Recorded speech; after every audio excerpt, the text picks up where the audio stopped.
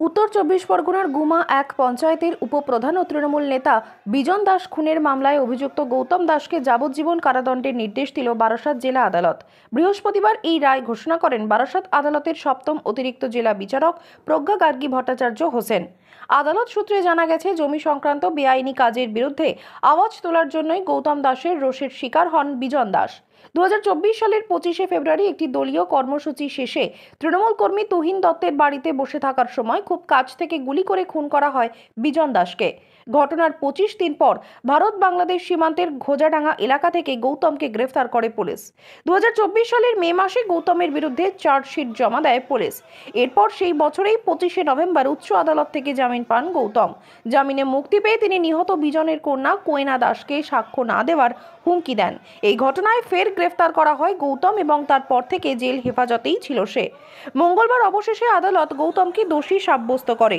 বৃহস্পতিবার তাকে যাবজ্জীবন কারাদণ্ড এবং অস্ত্র আইনে 5 বছরের অতিরিক্ত সাজা ও 25,000 টাকা জরিমানার নির্দেশ দেয় আদালত। এদিন গোটা বিষয়টি নিয়ে তদন্ত প্রক্রিয়া নিয়ে সরাসরি সংবাদ মাধ্যমের মুখোমুখি হয়ে এসপি প্রতীক্ষা ঝাড়খড়িয়া জানান, गत बছর 25 फरवरीते गुमावनेर उपप्रधान श्री बिजन दास उनार একটা মার্ডারের খবর আসে কি উনাকে গানশট ইনজুরি হয়েছে এন্ড উই হ্যাড একটা আই উইটনেস থেকে খবর পেয়েছি কি ওখানেই একটা গৌতম দাস করে লোক আছে, ও গুলি করে পালিয়ে গেছে। তারপরে মার্ডার কেস রেজিস্টার করা হয়েছে। খুব চেষ্টা করে আফটার 25 দিন পরে বাংলাদেশ বর্ডার থেকে গৌতম দাসকে অ্যারেস্ট করা হয়েছিল।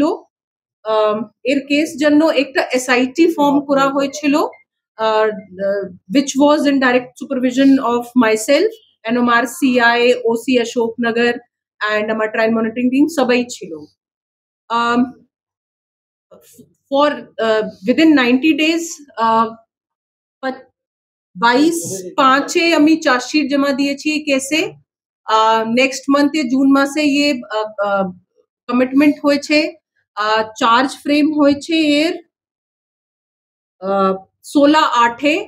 একটু আমি বলি কি কেন লেট 2 মাস করে চার্জশিট 2 মাস করে কেন চার্জ ফ্রেম হয়েছে, क्योंकि meanwhile পিপি অ্যাপয়েন্টমেন্ট আমার একটু লেট হয়েছিল। আমার ছিল কি এখানে আমি বিকজ আমার এখানে টেকনিক্যাল এভিডেন্স অনেকগুলো টেকনিক্যাল এভিডেন্স ছিল, যে উনি এভিডেন্স পার্ট উনি বলবেন কি আমি কিভাবে গেট প্যাটার্ন অ্যানালিসিস করেছি, অনেক জিনিস করেছি, তো ওটা উনি বলবেন।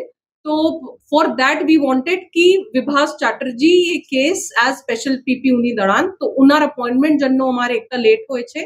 अपॉइंटमेंट পরে তারপরে ডিফেন্স একটু वो করেছে কি ডেট पे डेट नेक्स्ट নিয়েছে एंड এটাকে দেখিয়ে फ्रॉम हाई कोर्ट আসামি 25 নভেম্বরে वो हाई कोर्ट থেকে বেল পেয়েছে।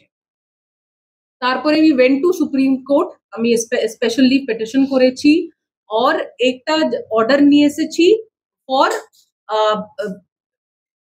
faster speedy trial of this case and from February speedy trial হয়েছে 3 মাস মধ্যে এভিডেন্স কমপ্লিট করে और বেল বিকজ আমার কাছে এপ্রিল মাসে যখন আমার কেসে একটা এসে গেছে রূপ কি এখানে কনভিকশন হয়ে যাবে, we got a input कि ये एक तो हमार विटनेस के भी थ्रेटन করছে और वो পলাতে পারে বাংলাদেশ।